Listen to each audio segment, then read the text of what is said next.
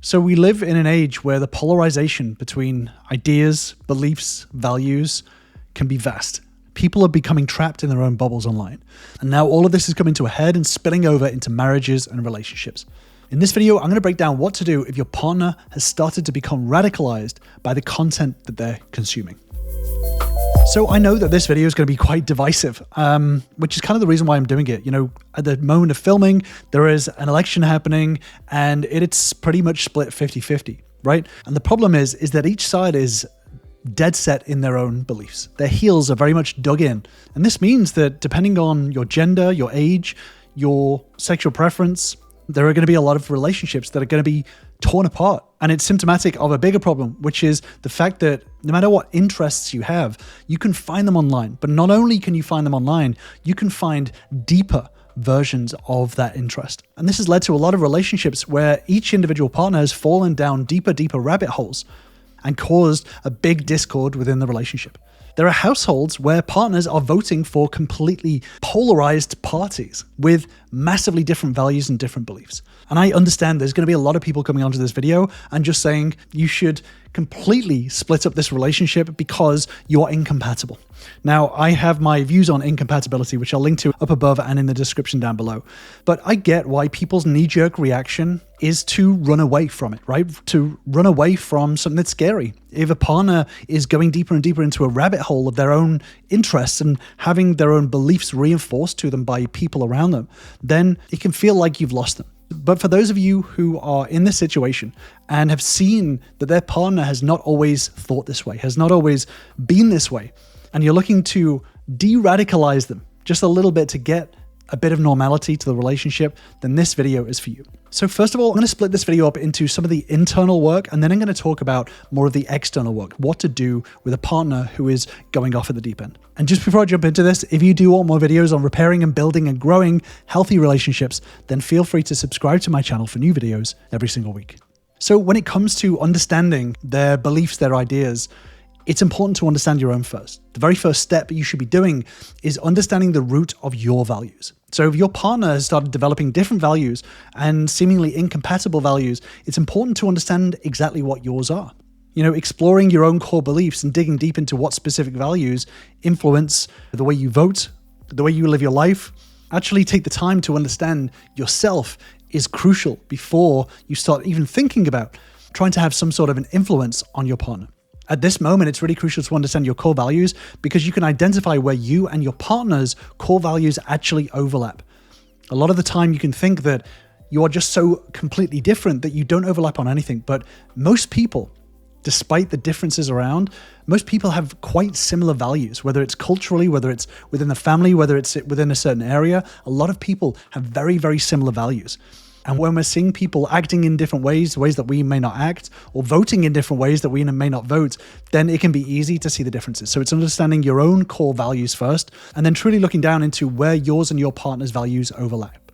Next, it's important to separate the beliefs from their personality. So asking yourself if it's truly about their beliefs, their values, their ideas, or is it worries about their character or their potential for empathy? You know, a lot of people can vote in different ways. A lot of people can go into quite extreme situations, but with their friends and family, they're quite empathetic. They're quite attentive. Sometimes these rabbit holes that people go down when they become more radicalized are actually quite temporary. And actually at their core, people can become misguided temporarily, and it's not actually their deep character. So it's important to start to take a step back and look at the last 10 years. And say they did listen for 7 of those years. This is very crucial to differentiate whether this is more of a temporary thing or whether this is something that they always have been, because oftentimes they haven't always been that way. Next, start to pay attention to see if they are actually willing to grow. Now, this isn't a matter of are they growing right now? This is more of do they have any sort of willingness to potentially grow in the future? So I know that you shouldn't really be basing a relationship based on potential, but we often do, right? We often look at the way that the curve is heading. Sometimes that curve has turned sharply. Other times that curve has actually started to flatten out a little bit. So taking more of a step backwards and start asking yourself, are they open to seeing other perspectives? And if not, What can we do about it? Which I'm going to address in a minute. Next, start to evaluate their respect for your beliefs. Oftentimes people can get into a situation where they're going down a rabbit hole, they're doing a lot of research and getting caught up with their own confirmation bias, right? Online. They're finding all this stuff that just is radicalizing them more and more. But they can still have a tolerance and a respect for you and your beliefs. They may not be disrespecting you. So take a step back and take a look. Do they respect that your beliefs vary from theirs? Or are they dismissive? Are they mocking? Start taking more of an objective look rather than getting caught up in your own emotions about it. Next, ask yourself, truly, are you leading by example? So this is something that we feel like we're doing, but oftentimes when we're looking at people and we're thinking, well, they don't take the time to listen to me, and we're actually doing the same thing to them. So take a step back and asking yourself, am I leading by example? Am I being the example of integrity that I am asking for my partner to be? It's really important to model behavior, the openness and the honesty that you want to see in your relationship, even when conversations are tough, even when you disagree on values, beliefs, and ideas. You can't ask someone to respect your beliefs and be open to your ideas if you're not doing the same thing. So yes, it's really difficult in these moments to be able to keep an open mind and to be able to lead conversations and be polite and regulate your emotions. But if we're asking other people to do it, it's really important that we lead by example in doing the same thing. And then finally, are you inviting constructive conversations? So if your partner has fallen down a rabbit hole and is tied up with people who just simply reaffirm their own beliefs to them, are you actually opening up conversations to discover and understand what they're talking about, what they're trying to get from other people? Ultimately, if you think about it, when people fall down rabbit holes where they're constantly getting fed information that they want to hear, the reason for this is the fundamental need for validation. This is ultimately what it all boils down to. If they're falling into communities that are toxic, that are hateful, that are radicalized, the reason why they're in these communities is because they're seeking validation. If they don't have strong validation at home, if they're constantly being criticized, if their ideas and beliefs are constantly being belittled, then they're going to go elsewhere to find it. And this is tough to hear because if your partner has fallen into toxic cycles, in toxic friendships, and is doing things that you quite vehemently disagree with, it can be hard to think that you have any sort of real influence on them. But the truth is, as human beings, we seek validation. And that is what people do when they're feeling radicalized. When you see people going down extreme pathways of beliefs, it's because they are surrounding themselves with people who are reinforcing, who are telling them, hey, it's normal to think this way. It's normal to feel the way that you're feeling. We all feel the same way. Come and join us. That is what is happening. So are you opening conversations? Are you being curious? Are you listening? Are you validating? Now, I just want to be clear that validation doesn't mean agreeing. Validation can be validating somebody's feelings, can be validating someone's logical pathway to their conclusion, but it doesn't necessarily have to be agreeing with them. So ask yourself, are you starting conversations and are you able to validate in those moments? And this is a skill. I've had members come to me who have struggled with this, who've struggled with the idea of validation, thinking that they're just going to reinforce their partner's beliefs. But actually, validation can be the start of a de-radicalization of a partner's extreme beliefs. I had a member come to me whose partner had really fallen off at the deep end, had got caught up in situations where they had developed quite extreme views on the world. And over a long period of time, this member has actually managed to start conversations. And over time, their partner has become a lot more receptive to different ideas because ultimately at their core, they were looking for validation above all else. And I'm going to talk about the steps as to how to do this in a second. But I just want to say that there's obviously only so much detail that I can go in here. If you do want to deeper dive into all of this, then join me on my free relationship bootcamp where you'll learn the same steps and tools that all of my members have used to start turning their relationships around, to start building and growing their relationships, and to start closing that divide that has started to open up amongst so many relationships across the world. If you do want to join us, all you have to do is click on the link in the description to grab your spot. So how do we de-radicalize someone who has really fallen off the deep end? So a lot of people jump into arguments. A lot of people jump in with invalidation.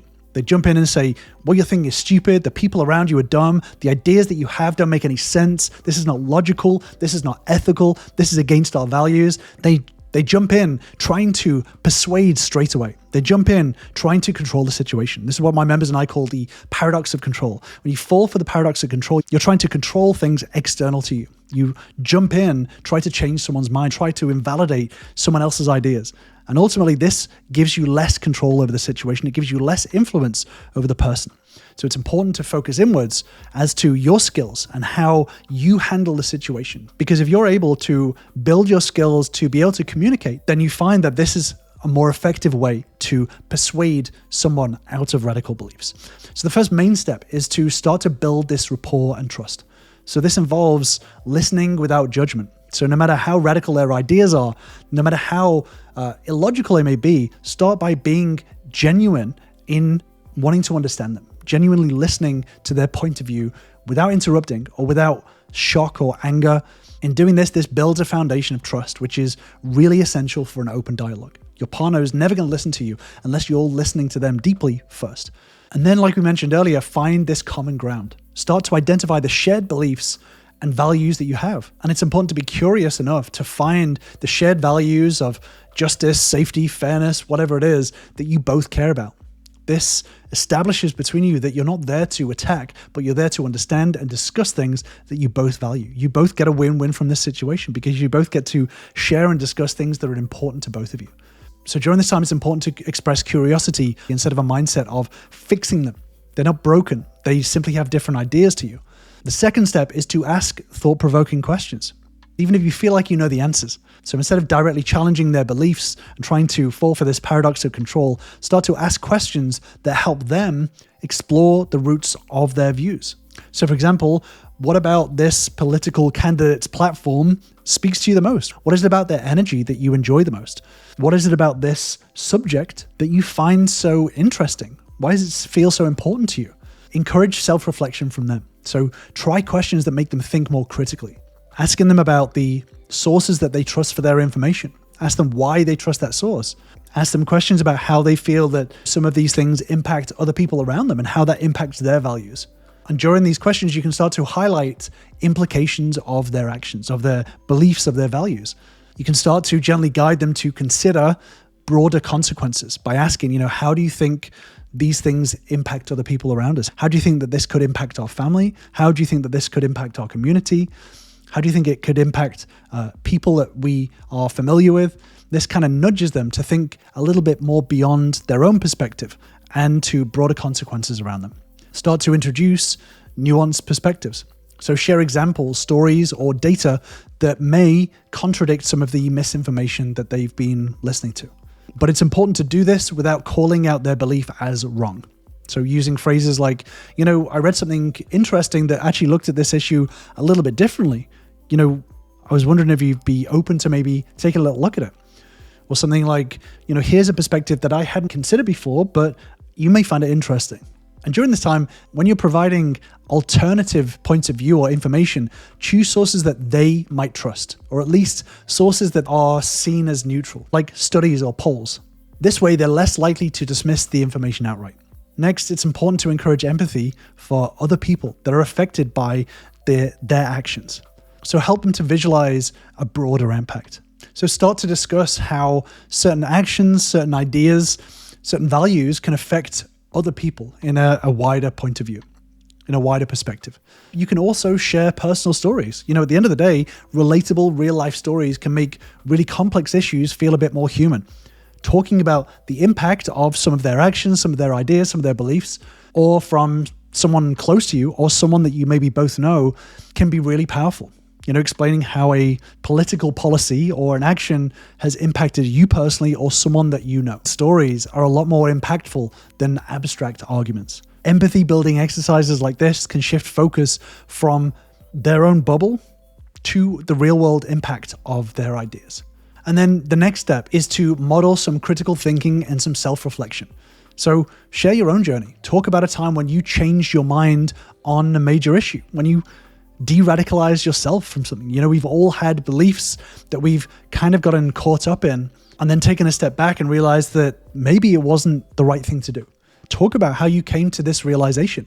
This is a perfect time to be vulnerable and talk about your own story. This can make them feel a bit safer about reconsidering their own beliefs.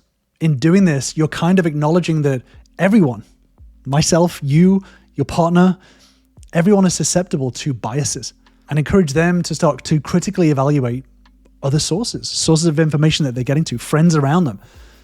You can say something like, realize that sometimes I let my biases influence my news sources.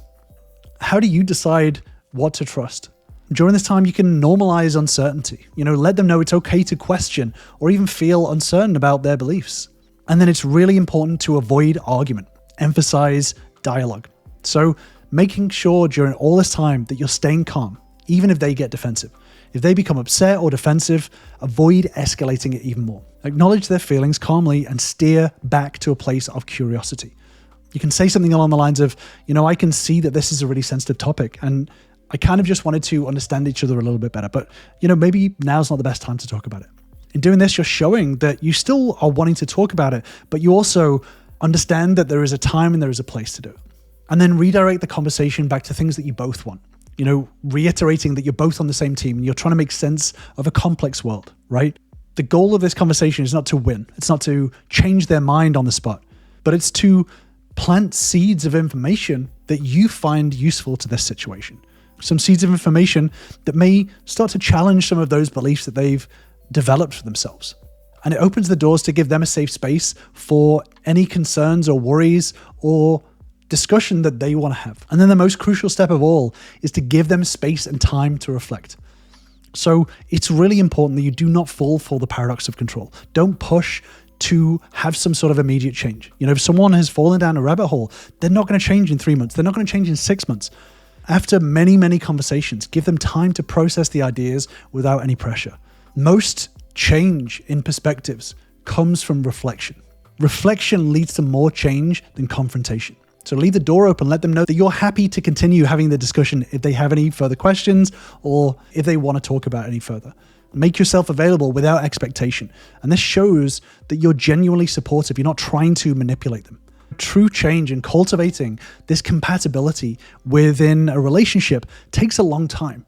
And I get the easy step of walking away from a relationship. So many relationships spend the majority of them before breakup in a good place. Sometimes people fall in with a bad crowd. They fall down a rabbit hole that can be tough to get out of. The ineffective way of trying to change a partner's mind is to argue, is to shout, is to challenge immediately, is to try to persuade them in that moment to change their mind. All that's going to do is going to push them further and further down the rabbit hole where they can find their validation. But in focusing on what you do, in focusing on building your skills and how you present information and how you handle conversations, not only are you leading by example, you're also growing yourself and developing the skills to understand them deeper. And over time, and through many conversations, approached in the right way, they can start to de-radicalize some of their extreme beliefs and start to find more of that mutual connection that you both had. But it all starts with one person. I've spoken about this before. A lot of people try to avoid conflict, but it's actually crucial to have this rupture and repair, to have these moments of challenging some of these more extreme beliefs, and then have the repair, the reflection for them to be able to make up their own mind. So I'm actually going to leave you with this video on that exact subject, and I will see you over there.